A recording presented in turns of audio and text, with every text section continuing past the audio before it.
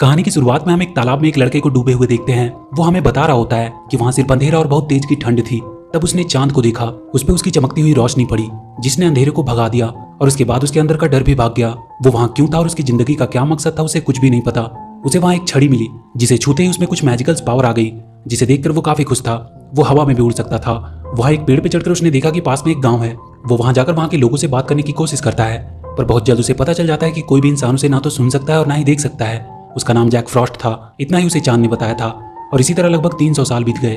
आगे हम north pole को देखते हैं। वहां सैंटा अपना क्रिसमस गिफ्ट बनाने में लगा हुआ था। तभी वो वहां के ग्लोब में देखता है कि वहां की चमकती हुई लाइटें बंद होती जा रही है।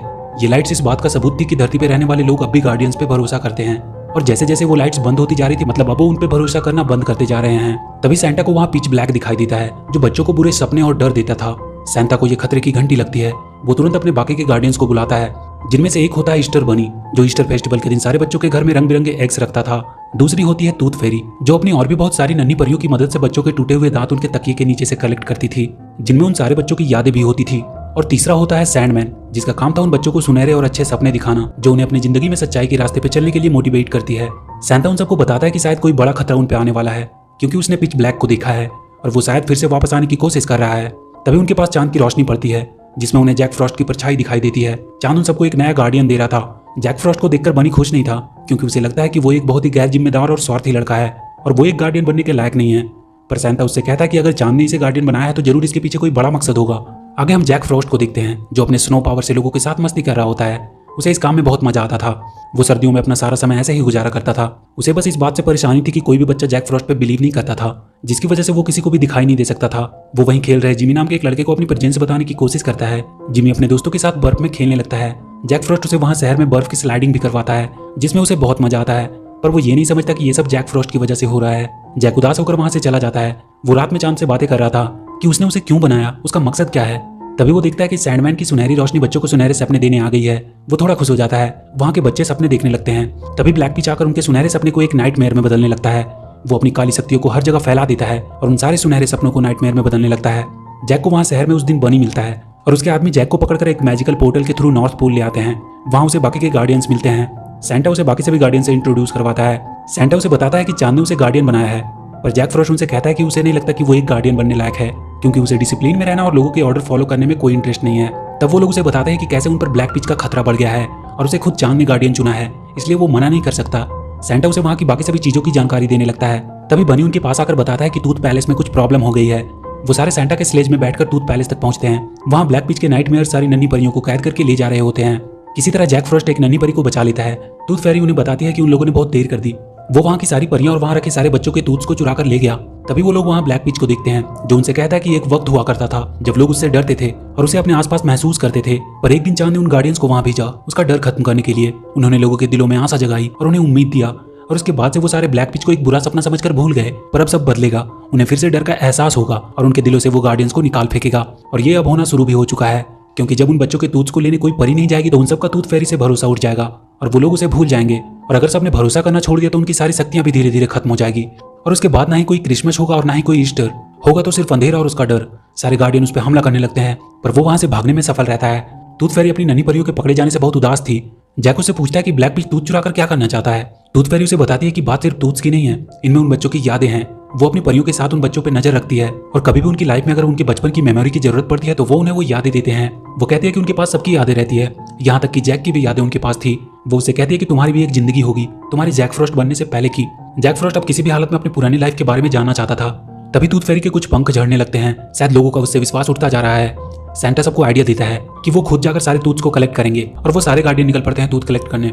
वो सब जल्दी जल्दी सारे बच्चों के तकिए के नीचे से उनके टूथ्स को लेने लगते हैं और उसके बदले में कोई ना कोई गिफ्ट्स रखने लगते हैं। पर जब वो लोग जिमी के घर में उसके टूथ्स लेने जाते हैं तो वो जाग जाता है और वो वहां सबको देख सकता था, सिवाय जैक के, क्योंकि वो उस पर बिलीव नहीं करता था। पर तभी जिमी का डॉग बनी पे झपटने लगता है। सैंडमैन उसे वापस से सुलाने की कोशिश करता है, पर इसमें उनके साथ साथ बनी, सैंटा और टूथ फेरी भी सो जाते हैं। तभी जैक को वहां ब्लैक पिच दिखाई देता है। वो उसके पीछे भागता है। सैंडमैन भी उसके साथ ही जाता है। इधर जिमी की छोटी बहन सैंटा का मैजिकल पोर्टल से कहीं चली जाती है। जैक ब्लैक पिच को पकड़ने की कोशिश कर रहा था और सैंडमैन उसके नाइटमेयर को सुनहरे ड्रीम में बदल रहा होता है। तभी ब्लैक पिच उन्हें दिखाई देता है। वहां उसके बहुत से नाइटमेयर्स भी थे। वो सब एक साथ उन पे हमला कर देते हैं। तब तक बाकी के गार्डियंस भी वहां आ जाते हैं। वो सब उन नाइटमेयर से लड़ने लगते हैं, पर ब्लैक पिच अपनी पावर की मदद से सैंडमैन को एक नाइटमेयर में बदल देता है। जैक उसे बचाने की कोशिश करता है, पर वो उसे बचा नहीं पाता है। पर वो अपने पावर से ब्लैक पिच के सारे वार को नाकाम कर देता है। सारे गार्डियन सैंडमैन को आखिरी श्रद्धांजलि देते हैं। इन सब के लिए जैक अपने आप को जिम्मेदार मानने लगता है। पर सेंटा उनसे कहता है कि तुमने तो उन सबको बचाया है। वो सारे देखते हैं कि वहाँ ग्लोब से कुछ लाइटें बंद होने लगी है। बनी उनसे कहता है कि सब ठीक हो जाएगा क्योंकि कल ईस्टर है और वो सबके पास एग पहुंचा देगा जिनसे उनका बिलीव उन पर बना रहेगा और ब्लैक पिच चाहकर भी उनका कुछ नहीं कर पाएगा। बनी उन सबको लेकर अपने महल में जाता है पर उन्हें वहाँ जिमी की छोटी बहन मिलती है जो मैजिक पोर्टल से वहाँ आ गई थी। बनी उसे फिर से सुला देता है और जैक उसे वापस रखने के लिए उसके घर में जाता है। उसके साथ एक नन्ही परी भी होती है। जब वो वापस आ रहा होता है तो जैक को कोई उसका नाम लेकर आवाज दे रहा था। वो उस आवाज का पीछा करता है। वो एक बहुत गहरे सुरंग तक पहुंचता है। आवाज उसके अंदर से आ रही थी। वो उसके अंदर चला जाता है। वहां उसे वो सारी नन्ही परियां बंद मिलती है जिसे ब्लैक पिच ने कैद करके रखा हुआ था। वहां बहुत से तूत्स भी थे और उन्हीं में से वो आवाज आ रही थी। वो अपने नाम का तूत्स को वहां ढूंढने लगता है।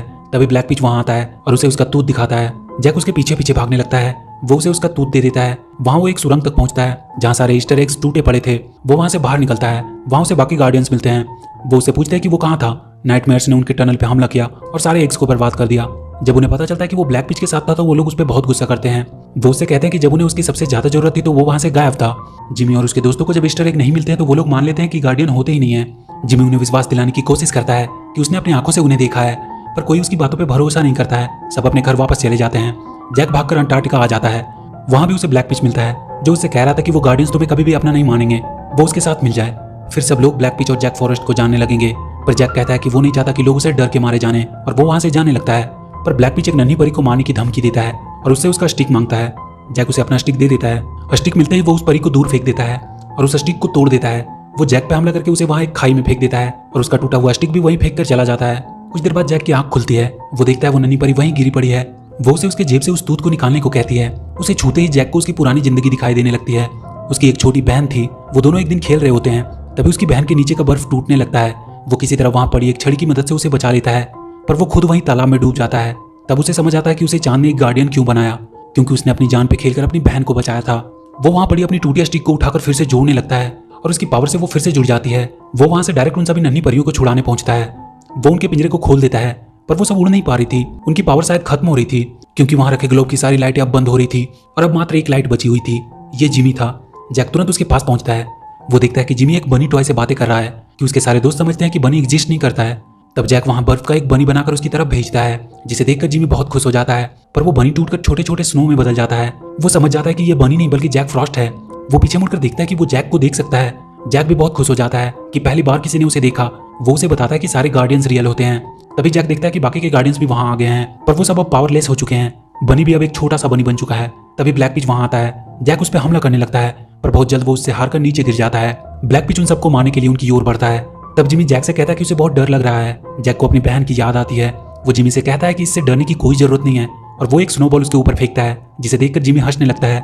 जैक उसे लेकर उसके बाकी सभी दोस्तों को भी अपने ऊपर बिलीव करवाता है। अब जिमी के दोस्तों को भी वो सारे गार्डियन नजर आ रहे थे पर ब्लैक पिच अब भी बहुत ज्यादा ताकतवर था। वो उनसे कहता है कि वो सब मिलकर भी उसे रोक नहीं सकते। तब जिमी और उसके सारे दोस्त आगे आते हैं और कहते हैं कि वो इन्हें बचाएंगे क्योंकि वो उससे नहीं डरते। ब्लैक पिच उन पर हमला करता है पर जिमी की उसके छूते उसकी काली शक्तियां सुनहरे लाइट्स में बदल जाती है और उन सारे गार्डियंस की पावर फिर से वापस आ जाती है और वो सारे मिलकर उसके सारे नाइटमेयर्स को खत्म करने लगते हैं। ब्लैक पिच जैक पे हमला करता है। तभी एक सुनहरी रस्सी उसे अपनी ओर खींचती है। ये सैंडमैन होता है जो वापस आ चुका था। वो ब्लैक पिच को वहीं ऊपर उछालकर नीचे पटक देता है। ग्लोब की लाइट फिर से एक एक करके जलने लगती है और सैंडमैन के सुनहरे सपने फिर से सबको खुशी देने लगते हैं। ब्लैक पिच के नाइटमेयर अब उसी पे भारी पड़ रहे थे क्योंकि अब वो बहुत डरा हुआ था। वो सारे नाइटमेयर्स उसे खींचकर उसी अंधेरी गुफा में फिर से बंद कर देते हैं। जैक और सारे गार्डियंस उन बच्चों को बाय बोलकर वापस चले जाते हैं और इसी के साथ ये मूवी खत्म हो जाती है। तो वीडियो अगर अच्छी लगी हो तो please do like and share the video and please subscribe to my channel and press that bell icon.